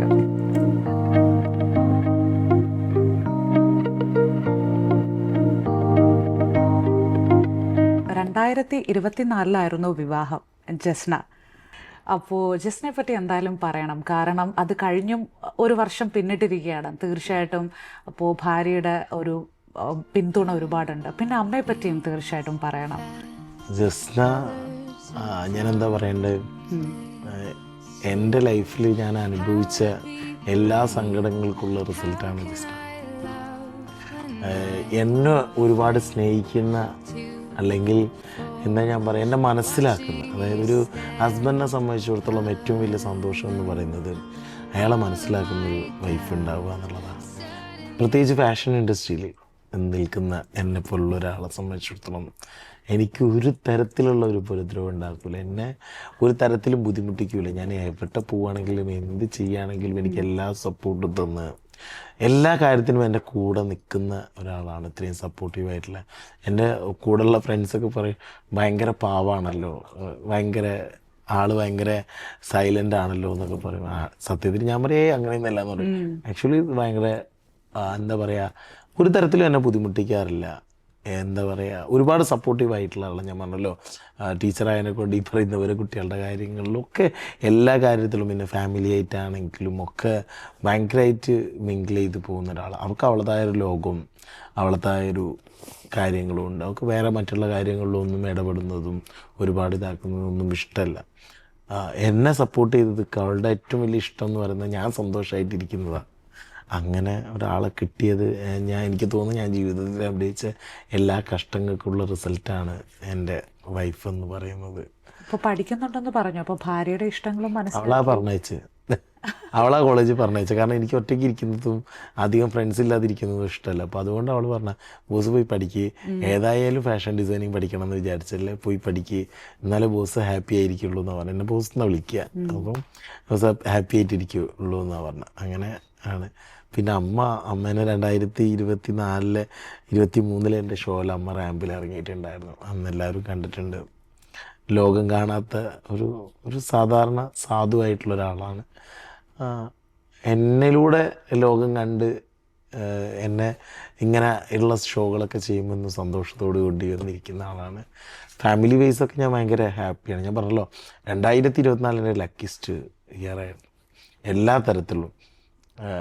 എൻ്റെ കരിയറിലായാലും ഫാമിലി ലൈഫിലായാലും വ്യക്തി ജീവിതം എല്ലാത്തിലും എനിക്ക് വളരെ സക്സസ്ഫുള്ളായിട്ടുള്ള ഇയറായിരുന്നു 2024. 2025 തുടക്കം നന്നായി പോകുന്നുണ്ട്. ഇനി ബാക്കിയൊക്കെ ദൈവത്തിൻ്റെ കയ്യിലാണ്. തീർച്ചയായിട്ടും. അപ്പോൾ ഒരു വിവാഹബന്ധം എന്ന് പറയുമ്പോൾ തീർച്ചയായിട്ടും രണ്ടുപേരും പരസ്പരം മനസ്സിലാക്കണമെന്നുള്ളതാണ്. അപ്പോൾ പുള്ളിക്കാരി ഇപ്പോൾ പഠിക്കുന്നില്ലേ? പഠിക്കുന്നുണ്ട്. അപ്പോൾ രണ്ടുപേരും അങ്ങോട്ടും ഇങ്ങോട്ടും മനസ്സിലാക്കി മുന്നോട്ട് പോകുന്നു എന്നാണ് അപ്പോൾ പറയുന്നത്. അപ്പോൾ വളരെ നല്ല കാര്യം. എനിക്ക് എൻ്റെ ഏറ്റവും വലിയ ആഗ്രഹം, ഞാൻ സൂര്യയുടെ ഒരു ഇൻ്റർവ്യൂ കണ്ടിട്ടുണ്ടായിരുന്നു, ജ്യോതികയുടെ ഇൻ്റർവ്യൂവിൽ ജ്യോതിക സൂര്യനെ പറ്റി പറയുന്നൊരു ഹസ്ബൻഡ്. എൻ്റെ ലൈഫിൽ ഹസ്ബൻഡും ബ്രദറും ഫാദറും ഒക്കെ സൂര്യയാണ്. എനിക്കൊരു ചായ വരെ ഞാൻ ഇന്ന് വരെ വീട്ടിൽ ഉണ്ടാക്കിയിട്ടില്ല, ഉണ്ടാക്കാൻ സമ്മതിച്ചിട്ടില്ല എന്നെക്കൊണ്ട്. അങ്ങനത്തെ ഒരുപാട് ചെറിയ ചെറിയ കാര്യങ്ങൾ ഉണ്ട് എന്ന് പറയാം. അപ്പം ഒരു പെൺകുട്ടി ചോദിക്കാൻ, അത്രയൊക്കെ ഇതായിരുന്നു എന്ന് വെച്ചാൽ, ഇത്രയൊക്കെ ഇതായതിനെ കൊണ്ടല്ലേ ഞാൻ കല്യാണം കഴിച്ചതെന്ന്. അതെനിക്ക് ഭയങ്കര ഇൻസ്പയർഡായ ഒരു വാക്കായിരുന്നു. അതായത് ഒരു ഭർത്താവിനെ കുറിച്ചിട്ട് ഭാര്യ ഇത്ര പ്രൗഡായിട്ട് പറയുന്നൊരു മൂമെൻറ്റ് നമുക്ക് ഭയങ്കര സന്തോഷം കിട്ടുന്നൊരു കാര്യമാണ്. ലൈഫിൽ ചിലപ്പോൾ എന്നെ വേണ്ടാന്ന് വെച്ച് പോയ ആളുകളുണ്ടാവും. ആ ആളുകൾ ഞാൻ നല്ലൊരാളല്ല, ഞാൻ മോശക്കാരനാണ്, അല്ലെങ്കിൽ നിനക്ക് നല്ലൊരു ഫാമിലി ലൈഫ് ഉണ്ടാവില്ല, നിനക്ക് നിൻ്റെ കൂടെ നല്ലൊരു പെൺകുട്ടി കിട്ടൂല എന്ന് വിചാരിച്ച് നമ്മളെ വേണ്ടാന്ന് വെച്ച് പോയ ആളുകളുണ്ടാവും അല്ലേ. അവരുടെ മുന്നിൽ എൻ്റെ ഭാര്യ മറ്റുള്ള ആൾക്കാരുടെ അടുത്ത് പറഞ്ഞ്, എനിക്ക് കിട്ടിയതിൽ വെച്ചിട്ട് ലോകത്ത് എനിക്ക് കിട്ടാവുന്നതിൽ വെച്ചിട്ട് ഏറ്റവും ബെസ്റ്റ് ഹസ്ബൻഡാണ് എൻ്റെ ഹസ്ബൻഡ് എന്ന് ഞാനില്ലാത്ത സമയത്തും അവരുടെ ഫ്രണ്ട്സിനോട് പറയണമെങ്കിൽ, ഫാമിലിനോട് പറയണമെങ്കിൽ അത് മനസ്സറിഞ്ഞ് പറഞ്ഞു. അതൊരു സന്തോഷം. അവളെ ഫ്രണ്ട്സിനോട് ഒരു പ്രാവശ്യം പറഞ്ഞൊരു കാര്യം അവളൊരു ഫ്രണ്ട് എന്നോട് ഷെയർ ചെയ്തത്. അവൾ പറഞ്ഞതെന്ന് വെച്ച് കഴിഞ്ഞാൽ, അവളോട് ചോദിച്ചിരുന്നു, നിനക്കിപ്പോൾ കല്യാണം കഴിച്ചിട്ട് എന്താ തോന്നുന്നു, അവരുടെയൊക്കെ കല്യാണം കഴിഞ്ഞു, അപ്പോൾ കല്യാണം കഴിച്ചിട്ട് എന്താ തോന്നിയെന്ന് പറഞ്ഞപ്പോൾ അവൾ പറഞ്ഞൊരു കാര്യം ഉണ്ടായിരുന്നു. അതായത് ഞാൻ കല്യാണം കഴിച്ച പോലെ എനിക്ക് ഇന്ന് വരെ ഫീൽ ചെയ്തിട്ടില്ല. ഞാൻ എൻ്റെ വീട്ടിൽ നിൽക്കുന്നതിനെക്കാട്ടി ഹാപ്പി ആയിട്ട് അവിടെ നിൽക്കുന്നത്. അവിടെ നിൽക്കുന്നതിനെക്കാട്ടി ഫ്രീഡം ഉണ്ട് എല്ലാ കാര്യത്തിലായാലും, ഡ്രസ്സിലായാലും, പോകുന്നതിലായാലും, യാത്ര ചെയ്യുന്നതിലായാലും. എനിക്ക് ഇന്ന് വരെ ഞാൻ എൻ്റെ വീട്ടിൽ പോവുകയാണ്, ഞാൻ ഇന്ന സ്ഥലത്ത് പോവുകയാണെന്ന് ഒരാളുടെ അടുത്ത് ചോദിക്കേണ്ടി വന്നിട്ടില്ല. അത് ബോസിൻ്റെ അടുത്തായാലും വീട്ടിലെ അമ്മേൻ്റെ അടുത്തായാലും ആരുടെ അടുത്തായാലും. ഇപ്പം ഞാൻ 10 മണിക്ക് എണീച്ചു വന്നാലും എന്നോട് ആരും ഒന്നും പറയില്ല. അപ്പോഴായാലും എനിക്ക് വീട്ടിൽ വേണ്ട ബ്രേക്ക്ഫാസ്റ്റും കാര്യങ്ങളൊക്കെ അവിടെ ഉണ്ടാക്കി വെച്ചിട്ടുണ്ടാവും. എന്നോട് ഇന്ന് വരെ നേരത്തെ എണീക്കണമെന്നോ അല്ലെങ്കിൽ ഇന്ന സമയത്ത് പോകണമെന്നോ ഇന്ന സമയത്ത് വരണമെന്നോ ഒന്നും ആരും പറഞ്ഞിട്ടില്ല. അപ്പോൾ അത്രയും ഹാപ്പി ആയിട്ട് ഇരിക്കാൻ പറ്റുക ഒരു ഫാമിലി ലൈഫിൽ എന്ന് പറയുന്നതാണ് ഏറ്റവും വലിയ കാര്യം. സോ അതുതന്നെയാണ് ഞാനും സന്തോഷത്തോട് കാണുന്നത്. ഞാൻ നേരത്തെ പറഞ്ഞല്ലോ, നമ്മൾ മോശക്കാരനാണ് എന്ന് പറഞ്ഞ് നമ്മളെ വേണ്ട എന്ന് വെച്ച് പോയ ആളുകളുടെ മുന്നിൽ എൻ്റെ ഫാമിലി ലൈഫ് എങ്ങനെയായിരിക്കും, എൻ്റെ കൂടെ ഒരു പെൺകുട്ടി എങ്ങനെയായിരിക്കും ഞാൻ അവളെ ട്രീറ്റ് ചെയ്യുക എന്നുള്ളത് കാണിച്ചു കൊടുക്കാനും എനിക്ക് പറ്റുന്നൊരു സന്ദർഭമാണ്. സോ കൃത്യമായ ഒരാളെ കിട്ടുക എന്ന് പറയുന്നത് വളരെ ആവശ്യമാണ്. വളരെ സന്തോഷം. അത് കിട്ടിയില്ലെങ്കിൽ നമുക്കൊരു അടുത്തൊരു മാർഗം കണ്ടെത്തേണ്ടതായിട്ട് വരും. അത് ആരോടുമുള്ള പരിഭവം കൊണ്ടല്ല, സാഹചര്യങ്ങളാണ്. കൃത്യമായിട്ടുള്ള ആളെ കിട്ടി, അതുകൊണ്ട് ഞാൻ വളരെ ഹാപ്പിയാണ്. അതെ, തീർച്ചയായും. തെറ്റിദ്ധാരണകൾ ഉണ്ടെങ്കിലും പരസ്പരം മനസ്സിലാക്കുന്നവരാണെങ്കിൽ അതൊരു ദിവസത്തിൽ കൂടുതൽ പോകാൻ സാധ്യതകളും കുറവാണ്. പോകാതിരിക്കട്ടെ. തീർച്ചയായിട്ടും. ശിവ എന്ന് പറയുന്ന ഒരു വ്യക്തിയെ നോക്കുമ്പോൾ ഒരു സ്മൈൽ ഉണ്ട്. ആദ്യം വേണ്ട എന്താണ്, ആളുകളെ വെൽക്കം ചെയ്യേണ്ട ഒരു ചിന്താഗതിയാണ്. അപ്പോൾ അത് തന്നെ ആയിരിക്കും മുന്നോട്ടും എപ്പോഴും ഉണ്ടാവട്ടെ. തീർച്ചയായിട്ടും കേരളത്തിൽ തന്നെ ഏറ്റവും വലിയ ഷോ, അത് കഴിഞ്ഞാൽ ദുബായിൽ ചെയ്യാൻ പോകുന്നുണ്ട്. അവിടെയും ഏറ്റവും വലിയ ഒരു സ്ഥാനം കൈയടക്കാനായിട്ട് സാധിക്കട്ടെ. ഇൻഡസ്ട്രിയെ പറ്റി ഒരുപാട് പേര് മനസ്സിലാക്കാനും ഈ ഇൻഡസ്ട്രിയിലേക്ക് ഒരുപാട് പേര് വരുന്നതിലേക്കായും ഒരു വ്യക്തികൾ മുന്നോട്ട് നിൽക്കേണ്ടതായിട്ടുണ്ട്. അതിൻ്റെ ബാക്കിലെ മോഡൽസുകളായ ഞങ്ങൾക്ക് അടക്കം നിൽക്കാൻ കഴിയുള്ളൂ. അപ്പോൾ ഇവർ സുരക്ഷിതരായാലേ എന്നെ പോലുള്ളവർ സുരക്ഷിതരാവുകയുള്ളൂ. അപ്പോൾ അത് ഞാൻ ഒരുപാട് മനസ്സിലാക്കുന്നു. അപ്പോൾ ഇൻഡസ്ട്രിയിൽ ഒരുപാട് ബാഡ് ഇമേജുകളുണ്ട്. ആ ഇമേജുകൾ ഇവരെയും ഒരുപാട് ബാധിക്കുന്നുണ്ട്, ഇവരും ഒരുപാട് വേദനിക്കുന്നുണ്ട്. പക്ഷെ അവരതിൽ എന്തൊക്കെയുണ്ടെങ്കിലും ശിവ എന്ന് പറയുന്ന സാറിൻ്റെ മുഖത്തൊരു സ്മൈൽ ഉണ്ടാവാറുണ്ട്. അപ്പോൾ ഈ സ്മൈൽ എപ്പോഴും മുന്നോട്ടുണ്ടാകട്ടെ. And thank you so much for coming. കേരളത്തിലെ അടുത്ത ഏറ്റവും വലിയ ഷോ അത് എപ്പോഴാണെന്നുള്ള ദൈവം നിശ്ചയിക്കട്ടെ, പക്ഷെ നടക്കും. അതുവരെ മുന്നോട്ട് പോകാനായിട്ട് കഴിയട്ടെ.